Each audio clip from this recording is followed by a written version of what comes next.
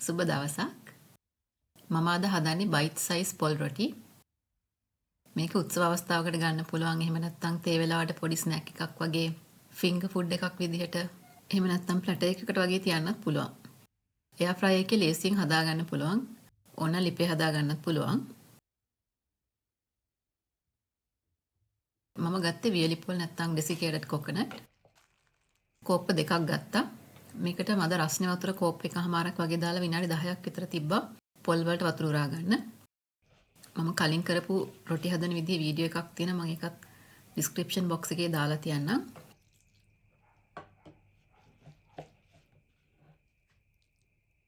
ඊළඟට මේකට ලුණු දාගත්තා. ලුණු දාද්දී පොඩක් වැඩිපුර රස දැනෙන දාන්න.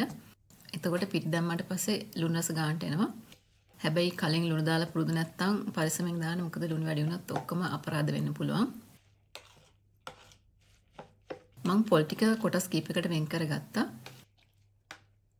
එක කොටසක් අරගෙන ඒකට පාන් පිටි දැම්මා. පිටි ප්‍රමාණය බලලා දාගන්න ඕනේ. පොඩ දාලා අතේ ඇලෙන්නේ නැති ගන්නට හදාගත්තාම හරි.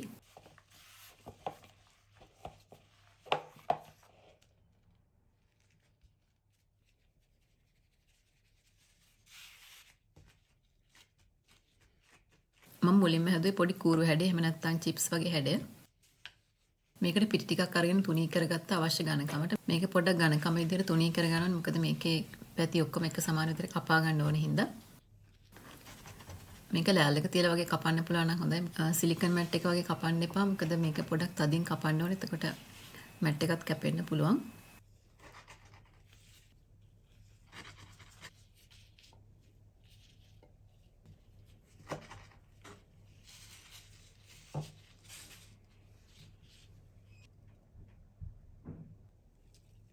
තව කොටසකට මම පොඩිවට කපාගත්ත ලුණු සහ මිරිස් දැම්මා.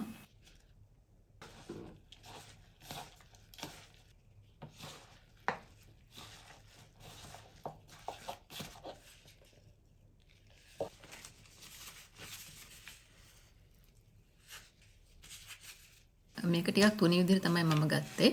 ඊට පස්සේ ඒක කිරිබත් හැඩයට නැත්නම් ඩයමන්ඩ් ෂේප් එකට කපා ගත්තා.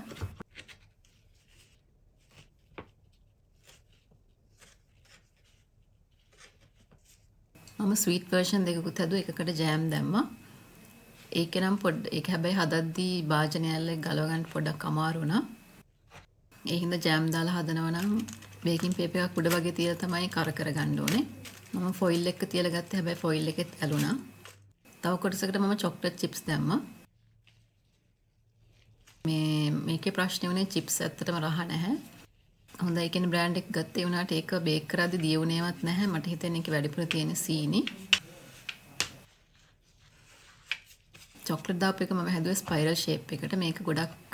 මේක ටිකක් තුනී විදිහට තුනී කරගෙන ඊට පස්සේ තීරු වලට කපලා දෙපැත්තෙන් රෝල් කරාම ස්පයිරල් ෂේප් එක ගන්න පුළුවන්. ඉතින් මේ ස්වීට් වර්ෂන් දෙක වෙනකොට සාමාන්‍ය විදිහට රොටි එක හදලා ඩිපින් සෝස් එකක් තියන්න පුළුවන්. චොක්ලට් ඩිපින් සෝස් එකක් එහෙම නැත්නම් ජෑම් වගේ තියන්න පුළුවන්. ජෑම් බටර් වගේ විශේෂයෙන් පොඩි අයට කන්න. ඊට පස්සේ මේක එයා ෆ්‍රයි එකේ තැටිය දාලා බේක් කරගත්තා. උෂ්ණත්වය අංශ 170ට 175ට වගේ තියාගත්තා. විනාඩි කිහිපයක් ගියාට පස්සේ අංශ 180ට වගේ දාන්න පුළුවන්. පොඩක් කර වෙලා වගේ ඕනේ නම්. මේක විනාඩි 10ක් 12ක් වගේ යනකොට ගානට බේක් වෙනවා. දෙවෙනි තුන්වෙනි බැච් එක වගේ යනකොට එච්චර වෙලා යන්නෙත් නැහැ. ඉතින් අනිත් ඒවාත් මේ විදිහට මම මේකේ දාලා බේක් කරගත්තා. ලුණු සහ මිරිස් දාපු එක තුනීවට හදපු නිසා ඒකේ උෂ්ණත්වය ටිකක් අඩු විදිහට හදාගන්න ඕනේ. ඒක හදන්නත් වැඩි වෙලාවක් ගියේ නැහැ. මොකද තුනී නිසා. මම එක බැච් එකක් ලිපෙත් හදලා බැලුවා. හොඳට ආවා. පොඩ්ඩක් වෙලාව යනවා. මොකද රොටි වල ප්‍රමාණය පොඩි හින්දා මේ එකින් එක වෙන වෙනම හරවන්න ඕනේ. ඒ හින්දා පොඩ්ඩක් වෙලා යනවා.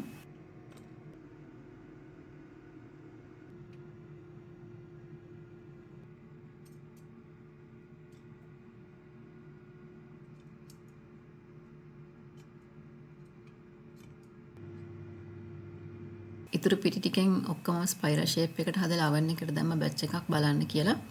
ඒකත් හොඳට තිබ්බා. මම ඊතර මේක විදි 3කට හදාගත්ත එයා ෆ්‍රයි එකේ ලිපේ වගේම oven එකේ.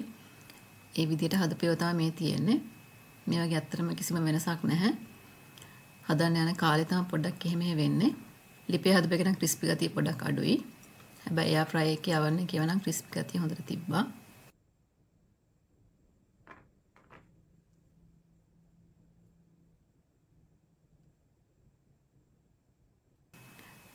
ඉතින් මේක උත්සව අවස්ථාවකට ගන්න පුළුවන්. එහෙම නැත්නම් හවස තේ වෙලාවට පොඩි බඩගින්නකට කන්න.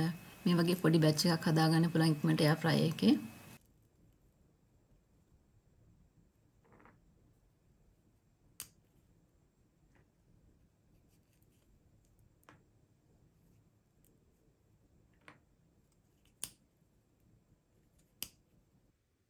මේක කන්න ලුණු මිරිස් සීනි සම්බල් එහෙම නැත්නම් වෙන කරි වර්ග තියන්න පුළුවන්. පැණි රසට ජෑම්, චොක්ලට් ඩිපින් සෝස් ඒ වගේ දේවල් ගන්න පුළුවන්. එහෙම නැත්නම් හනි වගේ දේවලුත් තියන්න පුළුවන්. මම හිතනවා මේ වීඩියෝ එක ඔයගලන්ට ප්‍රයෝජනවත් වෙන්න ඇති කියලා. අලුත් රෙසිපි එකකින් නැවත හමු වෙමු.